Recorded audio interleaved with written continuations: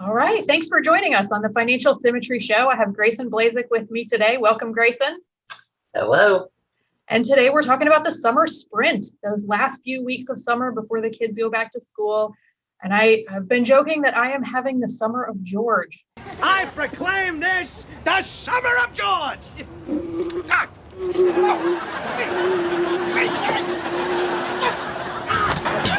Had a lot of things I wanted to do this summer. People to see, places to go. Like George, I had some goals, read a whole book cover to cover. I'm going to read a book from beginning to end. I don't think I ate a whole block of cheese. Grayson, how about you? No block of cheese for me. What were you up to this summer? This summer, we've been planning a lot. We've been very excited to get back traveling. So we have not made a trip yet, but that's coming up pretty soon. So we're really excited.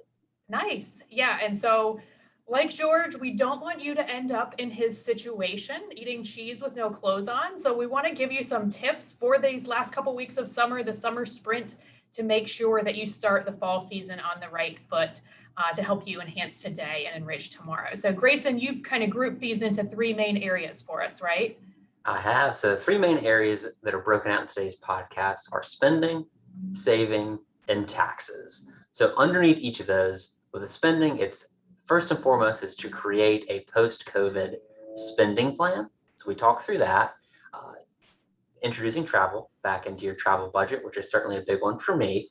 And then really understanding how, if you have children, that return to school is going to impact your ongoing ability to save, potentially reducing expenses if they're going back to elementary school perhaps, or if there's daycare becoming more involved, getting an understanding of how that's going to impact your long-term plan. That's right. And for families, that's been a big change. So there's some tax considerations, right? That kind of leads us into that next umbrella. There are. So there's the new child tax credit. Many of you may have received that actually within the last week or so. So getting an understanding of how that new child tax credit works, which we talk through, getting an understanding of how the new dependent care credit works. And the big one really is making sure withholding is on track. So perhaps your income has increased year over year, you've gotten a big bonus, maybe income has decreased or your situation has changed. So making sure and doing kind of a mid-year check-in on tax withholding and just ongoing tax planning, what opportunities are available to you. Okay, yes, a good time so that you're not caught surprised at either the end of the year or next April. That's right. All right, next. So what do we have for us next under our three umbrella here? So the last one is savings.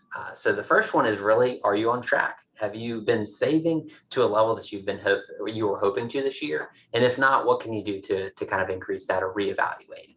So just do a quick check-in, make sure your 401k contributions are on track to either maximize or at least utilize that full employer match. Are there other opportunities on top of that? So there's the after-tax 401k or perhaps a backdoor Roth or mega backdoor Roth, or introducing new ones. So maybe a 529 contribution or a brokerage account.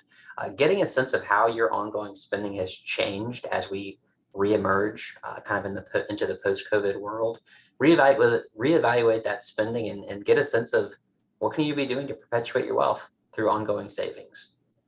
That's great. That's a good one. Yeah, we've all experienced so much change. It's nice to be getting back to a little bit of normal, but it almost feels like a new normal at Absolutely. this stage. Yeah. So this is great. So we hope you enjoy